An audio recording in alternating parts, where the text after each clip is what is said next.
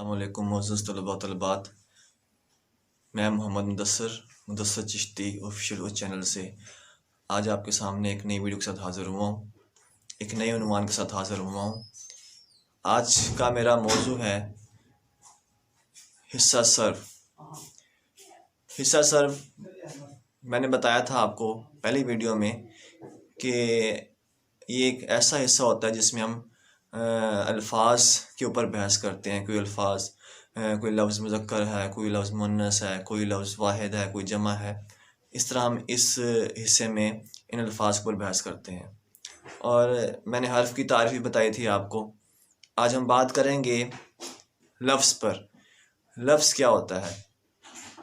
तो मुख्तलिफ़ जगहों पर मुख्तलिफ़ जो है तारीफ़ें लफ्ज़ की गई हैं, लेकिन मैं आपको एक नहायत जो आसान तारीफ़ बता देता हूँ कि बामानी हरूफ के मजमूए को लफ्ज़ कहते हैं। बामानी हरूफ के मजमूए को लफ्ज़ कहते हैं। ये बहुत ही आसान और सादा सी इसकी ये तारीफ़ है। जब हरूफ आपस में मिलते हैं तो एक लफ्ज़ बनता है, कोई मतलब देता है, कोई मतलब होता है उस चीज़ का। जैसे हम कुछ अल्फाज होते हैं जो 2 हरूफ से मिलके बनते हैं, कोई 3 हरूफ से मिलके बनते हैं, तो कोई 4 हरूफ से मिलके बनते हैं। जैसे बस, ये इसमें एक हर्फ बे है और दूसरा हर्फ सीन है, ये बस है, इसका कुछ मतलब है, ये लफ्ज़ कहलाएगा हमारा।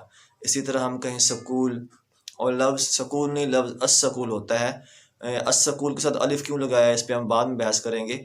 तो देखें, सकूल, अस्सकूल, अलिफ, सीन, काफ, वाव, लाम, तो इस तरह ये जो 5 हरूफ मिले हैं तो ये एक लफ्ज़ बना है।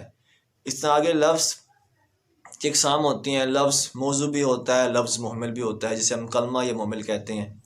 लफ्ज़ मौजू कौन सा होता है? या लफ्ज़ ऐसा कलमा जिसका कोई मतलब हो, ऐसा कलमा जिसका कोई मतलब हो, हम उसे लफ्ज़ मौजू कहते हैं। जैसे रोटी, जिस तरह खाना, जिस तरह गेंद, ये सारे जो हैं लफ्ज़ मौजू हैं। और लफ्ज़ मुहमिल क्या होता है? ऐसे अल्फाज या ऐसे कलमे जिनका कोई मतलब ना हो। मिसाल के तौर पर उसने खाना वाना खा लिया, उसने रोटी वोटी खा ली, बल्ला शल्ला ले आओ, तो इनमें रोटी वोटी, इसमें रोटी जो है लफ्ज़ हो जाएगा, वोटी मतलब मुहमिल हो जाएगा। इसी तरह गेंद वेंद, गेंद लफ्ज़ हो जाएगा, वेंद उसका मुहमिल हो जाएगा। तो ये लफ्ज़ मौजू और लफ्ज़ जो है मुहमिल में फ़र्क है। उम्मीद करता हूँ आप सब बच्चों को इसकी समझ आ गई होगी। ये वीडियो मैंने शुरू से ग्रामर का आगाज़ किया है, क्योंकि मैं देखता हूँ कि जब मैं बच्चों से सुनता हूँ, चाहे वो 9वीं क्लास है, चाहे वो 10वीं क्लास है, चाहे वो 11वीं क्लास है, चाहे वो 12वीं क्लास है, तो अमूमन बच्चों को पता नहीं होता। तो मैंने ये एक सिलसिला शुरू किया है शुरू से ग्रामर के हवाले से। तो अगर आपको समझ में नहीं आती कोई बात तो मुझे कमेंट करके बताएं, ताकि मैं आपको मज़ीद और बेहतर करके समझा सकूँ। अल्लाह ताला आप सबका और मेरा हामी नासिर हो। अस्सलामु अलैकुम वरहमतुल्लाहि वबरकातुहू।